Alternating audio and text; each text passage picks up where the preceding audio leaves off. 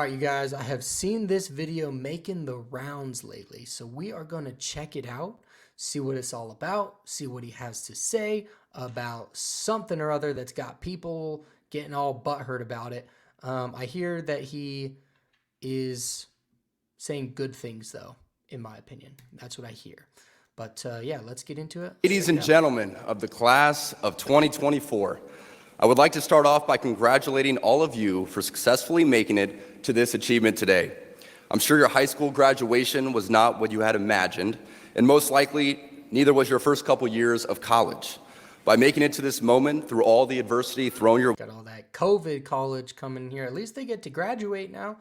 Man, people weren't able to graduate or walk, I should say, for a while. way from COVID, I hope you learned the important lessons that suffering in this life is only temporary. As a group, you witnessed firsthand That is facts right there. how bad leaders who don't stay in their lane can have a negative impact on society. Yo, he did not just say that right at the beginning, dog. Now you can see how bad leaders have a negative impact. It is through this lens that I want to take stock of how we got to where we are. This is what we're going through the whole speech right here like this. This is through this lens. And where we want to go as citizens and yes, as Catholics. Okay, I see why this got people heated. One last thing before I begin. I want to be sure to thank President Minnis and the board for their invitation to speak. When President Minnis first reached out a couple of months ago, Bro's not going to get invited back, though. I had originally said no. You see, last year I gave the commencement address at my alma mater, Georgia Tech, and I felt that one graduation speech was more than enough, especially for someone who isn't a professional speaker. But of course, President Minnis used his gift of persuasion and spoke to the many challenges you all faced throughout the COVID fiasco and how you missed out on so many milestones the rest of us older people have taken for granted. While COVID might have played a large role throughout your formative years, it is not unique. Bad policies and poor leadership have I love it. I love it. negatively impacted major life issues, things like abortion, So, yo, bro is coming in hot. IVF, surrogacy, euthanasia, as well as a growing support for degenerate cultural values in media, all stem from the pervasiveness of disorder. Yo, this is all facts right now, though. But he's at like a Catholic college, I think, right? So at least that's what he said. Yeah. So, okay. Our own nation is led by a man who publicly and proudly proclaims his Catholic faith, but at the same time is delusional enough to make the sign of the cross during a pro-abortion rally. Bro. Dude, the fact that Biden, I don't even know if I want to go into that. But yeah, the fact that Biden can stand there and say that he's a Catholic, and I'm not Catholic, but the fact that he can stand there and say that, I mean, it just spits in the face of everything that, from what I understand, right? And I understand a bit about, like, again, I'm not Catholic, but I understand a bit. I mean, dude. He has been so vocal in his support for the murder of innocent babies that I'm sure to many people, it appears that you can be both Catholic and pro-choice. He is not alone. From the man behind the COVID He thinks lockdowns, He thinks that. to the people pushing dangerous gender ideologies onto the youth of America, they all have a glaring thing in common. They are Catholic. This is an important reminder that being Catholic alone doesn't cut it. These are the sorts of things we are told in polite society to not bring up. You know, the difficult and unpleasant things. But if we are going to be men You mean the truth? Yeah. and women for this time in history, we need to stop pretending that the Church of Nice is a winning proposition. Church of Nice, bro. We must always speak and act in charity, but never mistake charity for cowardice. So true. Don't mistake for cowardice and don't mistake it for weakness. Don't mistake kindness for weakness. It is safe to say that over the past few years, I've gained quite the reputation for speaking my mind. I never envisioned myself nor wanted to have this sort of a platform, but God has given it to me, so I have no other choice but to embrace it. Tell you what, you get that calling, bro, and yeah, man, you got to embrace it. You got to just own it, because if God tells you to do something, you're going to do it. That's all I'm saying. And preach more hard truths about accepting your lane and staying in it. As members of the church founded by Jesus Christ, it is our duty and ultimately privilege to be authentically and unapologetically Catholic. Don't be mistaken, even within the church, people in polite Catholic circles will try to persuade you to remain silent. There even was an award-winning film called Silence, made by a fellow Catholic, wherein one of the main characters, a Jesuit priest, abandoned the church, and as an apostate, when he died, is seen grasping a crucifix, quiet and unknown to anyone but God. As a friend of Benedictine College, His Excellency Bishop Robert Barron said in his review of the film, it was exactly what the cultural elite want to see in Christianity. Private, hidden away, Silence. That's what they want. Yeah, private and hidden away. and harmless. Our Catholic faith has always been countercultural. Our Lord, along with countless followers, were all put to death for their adherence to her teachings. The world around us says that we should keep our beliefs to ourselves whenever they go against the tyranny of diversity, equity, and inclusion. We fear speaking truth because now, unfortunately, truth is in the minority. Congress just passed a Yo, this dude is speaking my language right now. He's spitting straight facts, only saying things that are true. And yeah, truth is completely unacceptable right now. And people will even say stupid garbage like, oh, well, that's your truth and this is my truth. And the reality is, shut the frick up, because there's only one truth. And that, like, truth is truth. There is no your truth and my truth. There are truths, okay? And you just have to figure out what they are. And a lot of people don't know what they are. And I'm not saying even that I know all of them. I'm just saying, though, like, your truth and my truth doesn't exist. There is one truth, and it's the, okay? You get the idea. You get what I'm saying here. You know what I'm saying. The bill, we're stating something as basic as the biblical teaching of who killed Jesus could land you in jail. But make no mistake, before we even attempt to fix any of the issues plaguing society, we must first get our own house in order, and it starts with our leaders. Yo, and I talk about families a lot, but yeah, as the parent, as the father specifically, get your house in order. You're the leader. You're the leader, okay? Get your house in order, like your family house. The bishops and priests appointed by God as our spiritual fathers must be rightly ordered. There's not enough time today for me to list all the stories of priests and bishops misleading their flocks, but none of us can blame ignorance anymore and just blindly proclaim that that's what Father said. Because sadly, many priests we are looking to for leadership are the same ones who prioritize their hobbies or even photos with their dogs and matching outfits for the parish directory. It's easy for us laymen and women to think that in order for us to be holy, that we must be active in our parish and try to fix it. Yes, we absolutely should be involved in supporting our parishes, but we cannot be the source for our parish priests to lean on to help with their problems. Just as we look at the relationship between a father and his son, so too should we look at the relationship between a priest and his people. It would not be appropriate for me to always be looking to my son for help when it is my job as his father to lead him.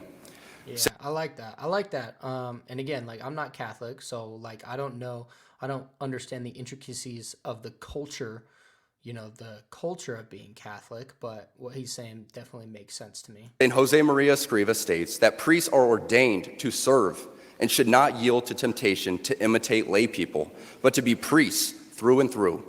Tragically, so many priests revolve much of their happiness from the adulation they receive from their parishioners. And in searching for this, they let their guard down and become overly familiar. This undue familiarity will prove to be problematic every time because, as my teammate's girlfriend says, familiarity breeds contempt. St. Jose Maria continues that some want to see the priest as just another man. That is not so. They want to find in the priest those virtues proper to every Christian and indeed every honorable man: understanding, justice, a life of work, priestly work in this instance, and good manners. It is not prudent as the laity for us to consume ourselves in becoming amateur theologians so that we can decipher this or that theological teaching, unless, of course, you are a theology major. We must be intentional with our focus on our state in life and our own vocation. And for most of us, that says married men and women. Still, we have so many great resources at our fingertips that it doesn't take long to find traditional and timeless teachings that haven't been ambiguously reworded for our times. Plus, there are still That is very true. That's so many good and holy priests, and it's up to us to seek them out. The chaos of the world is unfortunately reflected in the chaos in our parishes, and sadly, in our cathedrals too. That makes sense. But yeah, everything's in chaos right now, dude. Everything is chaos. And where do you think chaos comes from? Just saying. Not from God. God's a God of order. Just saying. As we saw during the pandemic, too many bishops were not leaders at all. They were motivated by fear of being sued, fear of being removed, fear of being disliked. They showed by their actions, intentional or unintentional, that the sacraments don't actually matter. Because of this, countless people died alone without access to the sacraments, and it's a tragedy we must never forget. As Catholics, we can look to so many That sucks, and that's sad, and very ridiculous, actually. I didn't know that for the Catholics, that it was like that with COVID, but yeah, that's annoying. I don't like that. Examples of heroic shepherds who gave their lives for their people, and ultimately, the church. We cannot buy into the lie that the things we experienced during COVID were appropriate. Over the centuries, there have been great wars, great famines, and yes, even great diseases, all that came with a level of lethality and danger. But in each of those examples, church leaders leaned into their vocations and ensured that their people received the sacraments. Great saints like St. Damien of Malachi, who knew the dangers of his ministry, stayed for 11 years as a spiritual leader to the leper colonies of Hawaii. His heroism is looked at today as something set apart and unique, when ideally 11 years, bro? Tell you what. It should not be unique at all. For as a father loves his child, so a shepherd should love his spiritual children too. That goes even more so for our bishops, these men who are present-day apostles. Our bishops once had adoring crowds of people kissing their rings and taking in their every word, but now relegate themselves to a position of inconsequential existence. Now, when a bishop of a diocese or the bishops' conference as a whole puts out an important document on this matter or that, nobody even takes a moment to read it, let alone follow it. No. Today, our shepherds are far more concerned with keeping the doors open to the chancery than they are with saying the difficult stuff out loud. See, this is like a question that I have, and I don't, again, because I'm not Catholic, I don't know the right answer for that.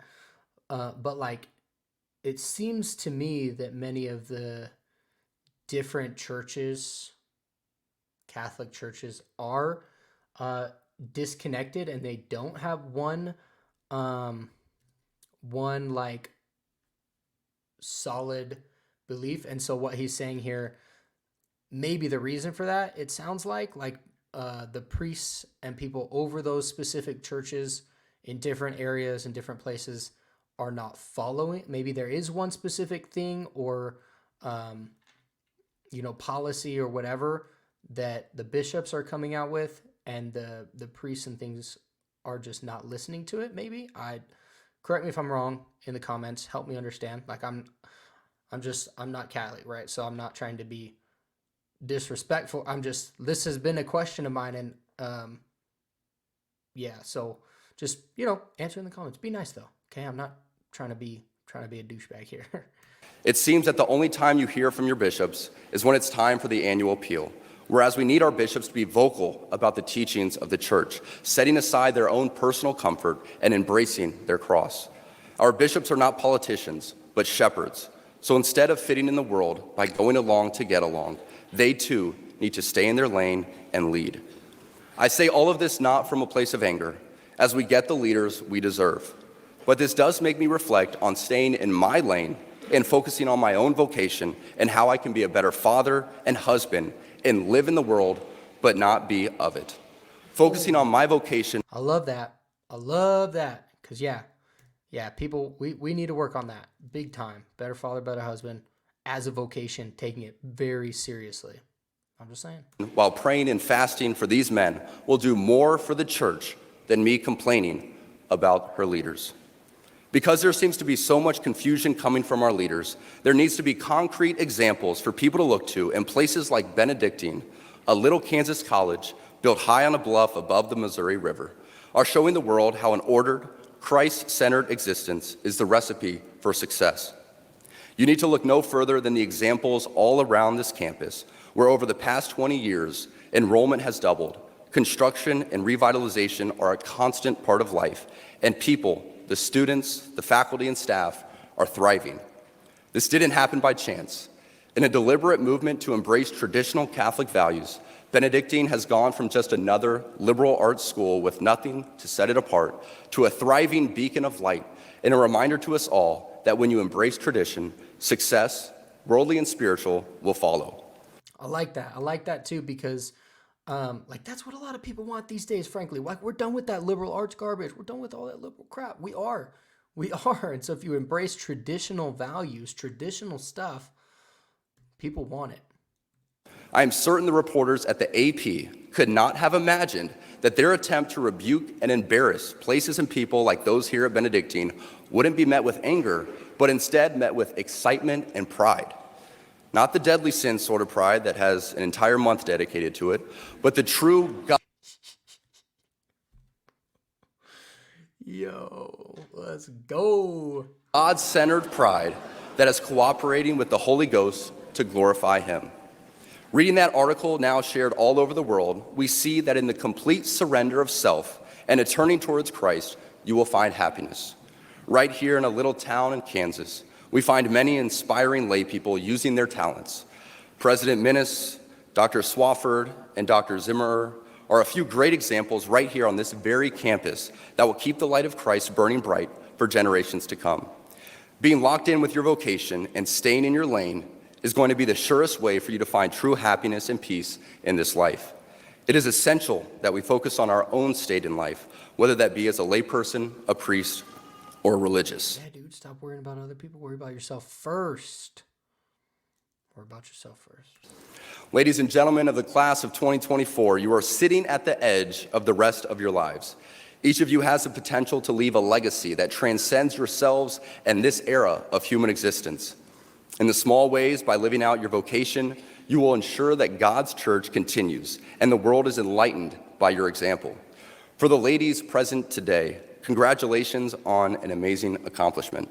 You should be proud of all that you have achieved to this point in your young lives. I want to speak directly to you briefly because I think it is you, the women, who have had the most diabolical lies told to you. How many of you are... We're about to go. Oh, it's about to go. Freaking, I can already feel it. I can feel it. Sitting here now, about to cross this stage, and are thinking about all the promotions and titles you are going to get in your career. Some of you may go on to lead successful careers in the world, but I would venture to guess that the majority of you are most excited about your marriage and the children you will bring into this world. I can tell you that my beautiful wife, Isabel, would be the first to Hell yeah. say that her life truly started when she began living her vocation as a wife. And I bet this got people heated, dude, because they don't want to hear this. They don't want to hear this, but most... Like, this is what, and it's what makes women the most happy. Like, it's not okay to say that for some reason nowadays. Like, it's not okay, but it is. It's the reality.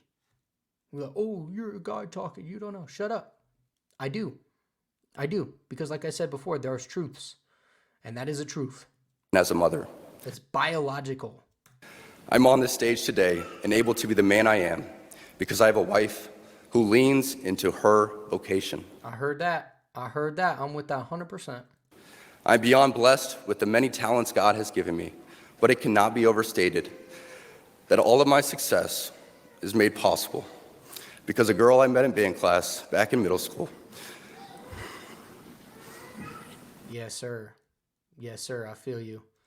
Would convert to the faith, become my wife, and embrace one of the most important titles of all, homemaker.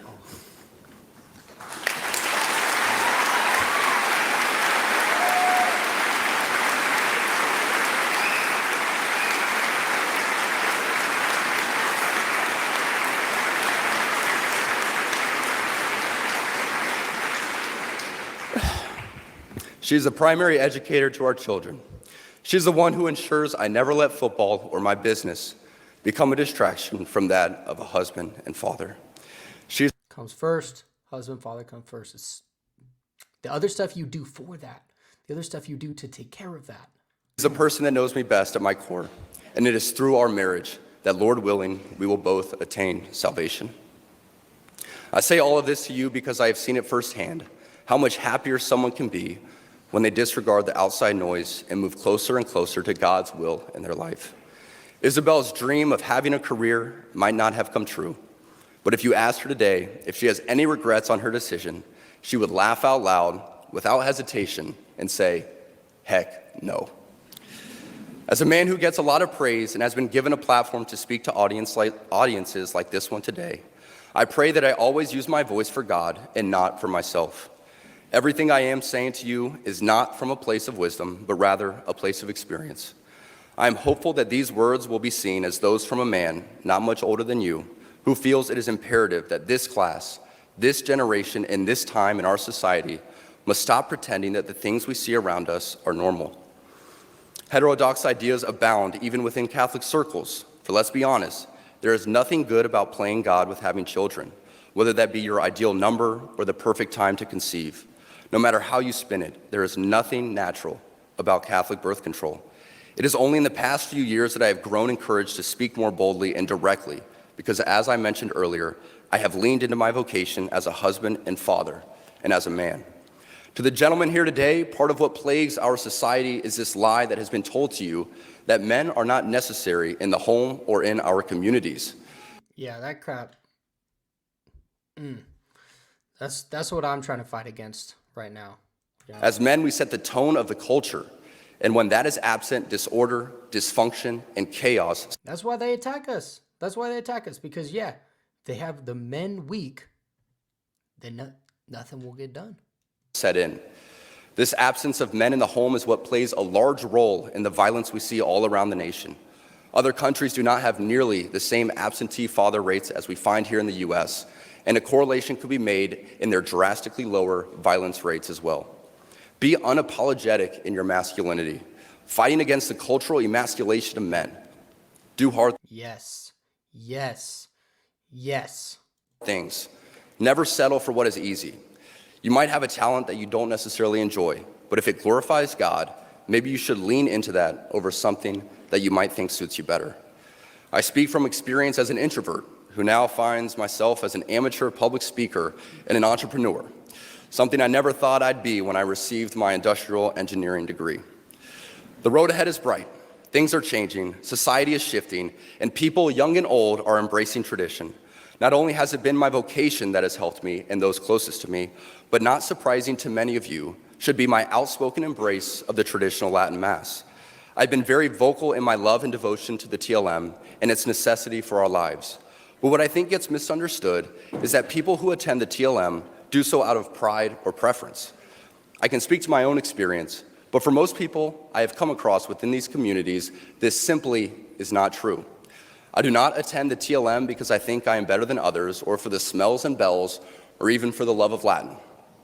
I attend the TLM because I believe, just as the God of the Old Testament was pretty particular in how he wanted to be worshiped, the same holds true for us today. It is through the TLM that I encountered order and began to pursue it in my own life. Aside from the TLM itself, too many of our sacred traditions have been relegated to things of the past, when in my parish, things such as Ember Days, days when we fast and pray for vocations and for our priests, are still adhered to. The TLM is so essential that I would challenge each of you to pick a place to move where it is readily available. A lot of people have complaints about the parish or the community, but we should not sacrifice the Mass for community. I prioritize the TLM even if the parish isn't beautiful, the priest isn't great, or the community isn't amazing. I still go to the TLM because I believe the holy sacrifice of the Mass is more important than anything else. I say this knowing full well that when each of you rekindle your knowledge and adherence to many of the Church's greatest traditions, you will see how much more colorful and alive your life can and should be. As you move on from this place and enter into the world, know that you will face many challenges. Sadly, I'm sure many of you know of the countless stories of good and active members of this community who, after graduation and moving away from the Benedictine bubble, have ended up moving in with their boyfriend or girlfriend prior to marriage. Some even leave the church and embed. Oh no. everybody's going to freak out that he said that that's not the best way to do things. Oh, no. Abandon God. It is always heartbreaking to hear these stories, and there is a desire to know what happened and what went wrong. What you must remember is that life is about doing the small things well, setting yourself up for success, and surrounding yourself with people who continually push you to be the best version of you. I say this all the time, that iron sharpens iron. It's a great reminder that those closest to us should be making us better. If you are dating someone who doesn't even share your faith, how do you expect that person to help you become a saint? If your friend group is filled with people who only think about what you're doing next weekend and are not willing to have those difficult conversations. True, man. You got to get some good friends. You got to get a good group around you, because you're the average of the people that you spend the most time with, and that crap will tear you down. How can they help sharpen you? As you prepare to enter into the workforce, it is extremely important that you actually think about the places you are moving to. Who is the bishop? What kind of parishes are there? Do they offer the TLM and have priests who embrace their priestly vocation? Yeah, dude, I agree with this. Do some research. Like, if you're religious, do some research as to where you're going and what church you're going to be a part of and everything, and make sure it will help you and not drive you away. Cost of living must not be the only arbiter of your choices, for a life without God is not a life at all, and the cost of salvation is worth more than any career. I'm excited for the future, and I pray that something I have said will resonate as you move on to the next chapter of your life. Never be afraid to profess the one holy, Catholic, and apostolic church, for this is the church that Jesus Christ established, through which we receive sanctifying grace. I know that my message today had a little less fluff than is expected for these speeches, but I believe that this audience and this venue is the best place to speak openly and honestly about who we are and where we all want to go. Also, people are so freaking lost these days that they need that. They need direct, like super direct. Which is heaven. I thank God for Benedictine College and for the example it provides to the world. I thank God for men like President Minnis who are doing their part for the kingdom. Come to find out, you can have an authentically Catholic college and a thriving football program.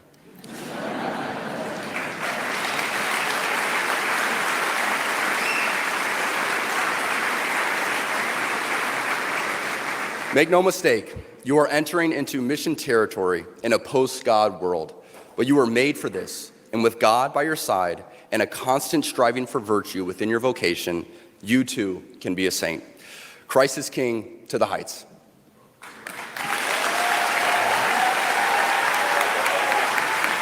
I like it. Yeah, now I definitely see why people are freaking out about this, though.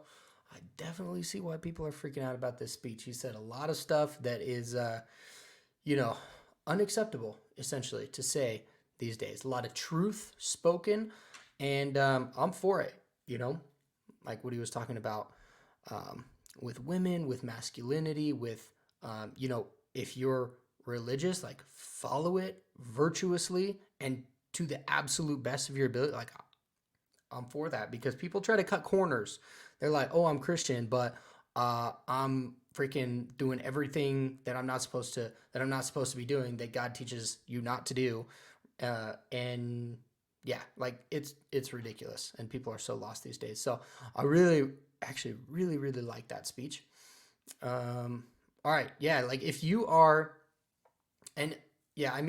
trying to get better, this is, like I said, during the video, like this is what I'm trying to fight for, and what I'm fighting against the mainstream and everything right now, and helping people with, strength, being a better husband, father, and man, and embracing that masculinity that you have.